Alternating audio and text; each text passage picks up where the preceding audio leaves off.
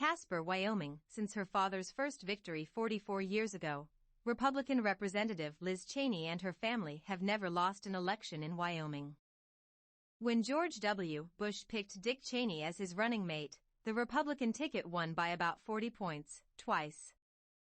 Former President Donald Trump is determined to end that streak this summer, rallying aggressively behind primary challenger Harriet Hageman, who he is wagering can topple his most outspoken Republican critic in Congress. He hit the trail over the weekend in a very different Wyoming from years past, one where thousands cheered him as he railed against Cheney and looped together what he called the failed foreign policy of the Clintons, Bushes, the Obamas, and the Bidens.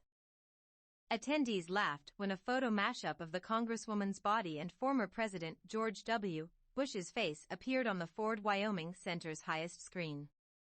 "I think she looks good," Trump joked. Liz Cheney is about America last. The August 16th primary in Wyoming is shaping up as the next big test of Trump's effort to unseat Republican elected officials who have been critical of him and who fought his falsehood-ridden attempts to overturn the results of the 2020 election. His crusade was dealt a major blow last week in Georgia, where Republican primary voters overwhelmingly renominated Governor Brian Kemp and Secretary of State Brad Raffensperger over candidates the former president vigorously supported. Those losses followed a spotty record in earlier races that included high-profile defeats of his preferred candidates in Idaho, Nebraska, and North Carolina. In Pennsylvania, the candidate Trump endorsed for U.S. Senate is in a recount. Taken together, the results have raised questions in the party about his influence. The Saturday rally in Casper was a moment the former president and his movement used to try to regroup. After failing to oust Republicans in Georgia who'd rebuffed his attempts to subvert the election, Trump was pivoting to a campaign with better odds of success, due to a strong anti-Cheney sentiment in the state's GOP ranks. Cheney, who scrapped her weekend schedule after contracting COVID-19, declined to comment for this story. Hageman, an attorney and former Republican National Committee woman, who declined to be interviewed, told the crowd in the 8,395-seat arena here that conservative Wyoming was sick of Republicans who work harder to deflect attention from the failures of the current administration than they do to protect us from it. Unlike in Georgia, where Kemp and Raffensperger ran more nuanced campaigns trying when it came to addressing Trump, Cheney, a three-term congresswoman who's raised $10.1 million for her re-election campaign, has been unapologetic about opposing the 45th president, even as local Republicans have condemned her. On Friday, in a video released after she filed for the primary, Cheney framed the race as a referendum on the rule of law and our founding principles, leaning into her role on a U.S. House committee investigating the January 6, 2021, attack on the Capitol by a pro-Trump mob. The panel, which will hold public hearings in June, has interrogated and sought information from some of Trump's closest allies, and some of the colleagues who booted her from the third-ranking House GOP leadership role she held until last May. "I won't waver or back down. I won't surrender to pressure or intimidation.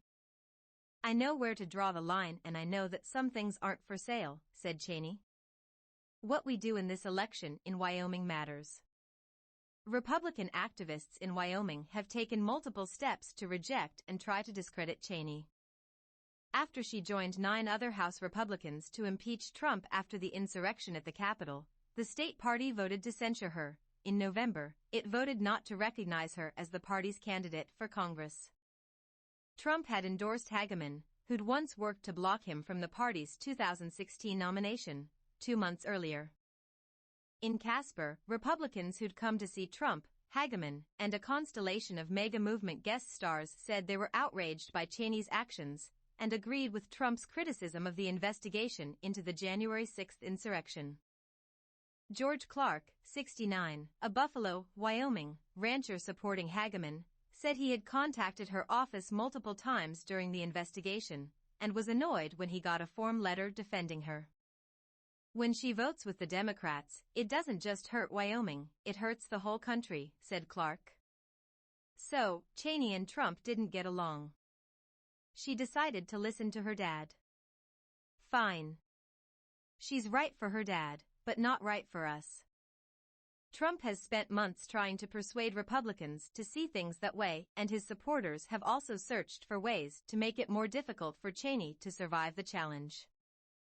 The former president and his allies tried unsuccessfully to change the voting rules in Wyoming, including through calls from Trump, top Trump advisors and others to pressure state officials and the Republican governor.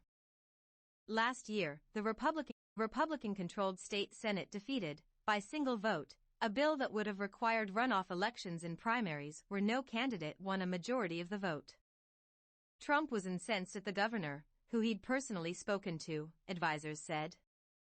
A proposal to close the primaries to independents and Democrats went nowhere. The fear in Trump's orbit, according to 4 advisors, is that so many Democrats will switch over and vote for Cheney that she can make the race closer than people expect. Here in Casper, Trump told the crowd that he'd been greeted by Governor Mark Gordon when he landed, and chided the governor for offering him a hat instead of the election changes he'd asked for. "I'd rather not have the hat," Trump said. "I'd rather have Democrats not voting in Republican primaries."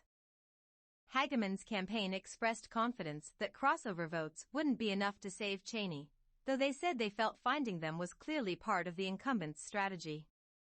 Cheney's campaign has worked to divide pro-Trump voters among the several challengers she faces, renting a billboard near the rally's entrance with Hageman's 2016 quotes attacking Trump as xenophobic and unfit to lead the party. That, argued Hageman spokesman Tim Murtaugh, was a media play that wouldn't win votes. Several Republicans, including State Senator Anthony Bouchard, have defied calls to quit the race. Hageman's campaign is helmed by a coterie of Trump allies, including Murtaugh, Bill Stepien, Nick Traynor, and Justin Clark. In a recent interview, Trump boasted about his ability to defeat Cheney, and said the people of Wyoming cannot stand her. Advisors said that the former president frequently rants about the congresswoman, often raging about her family. Defeating her, they say, has been his top priority as he makes endorsements in the 2022 cycle. And in the interview, Trump even suggested, in vain, that Cheney might not file for re-election, even though she ultimately did. "If someone is down at a low level, and they haven't filed, I wonder why," he said. She's at 15%. A poll released by the Pro-Hageman Club for Growth on Friday put the challenger well ahead of Cheney, with just a quarter of Republican voters favoring the congresswoman. That was a stronger position than Trump-endorsed candidates in Georgia, and some other states, had been in ahead of primary defeats this year. Several other candidates that Trump campaigned for elsewhere, including Nebraska gubernatorial contender Charles Herbster and Representative Madison Cawthorn, a Republican representing North Carolina, had tumbled in polls and were opposed financially by Republican establishment figures in their states. Trump advisors said that the former president was angry over the defeat of former Senator David Perdue, who lost to Kemp in Georgia, and Representative Jody Hice, a Republican representing Georgia, who was defeated by Raffensperger. Trump had viewed both as embarrassments, and saw Perdue as lazy, advisors said. The advisors spoke on the condition of anonymity to discuss private discussions. In Casper, Trump barely mentioned the losses, except to chide the media for not covering his overall win record in primaries, where he has largely endorsed safe incumbents. He also denounced crossover voting in Georgia, where all voters can choose which primary they want to vote in, by Democrats who opposed Perdue and Hice. In the interview, Trump bragged about how many pro-impeachment Republicans had already been forced into retirement, describing his brand in the Republican Party as better than ever. 4 of the 10 House Republicans who voted to impeach Trump in January of 2021 have opted to retire. Trump's team has also repeatedly pointed out his enduring popularity with Republicans in Wyoming and elsewhere. Here in Casper, the crowd easily set a record for the biggest political gathering in America's least populous state. Attendees wore Trump gear from his previous campaigns, and hats and shirts that assumed a 2024 campaign was inevitable. Hundreds wore merchandise with some version of the phrase ultra mega, a term coined by Democratic strategists as a disparaging label that was adopted almost immediately by Trump's movement. Hello, ultra megaers. said Representative Andy Biggs of Arizona, one of several pro-Trump Republicans who flew to Casper for the rally. GOP candidates from Utah and Colorado also made the trek, trying to get FaceTime with Trump and his allies.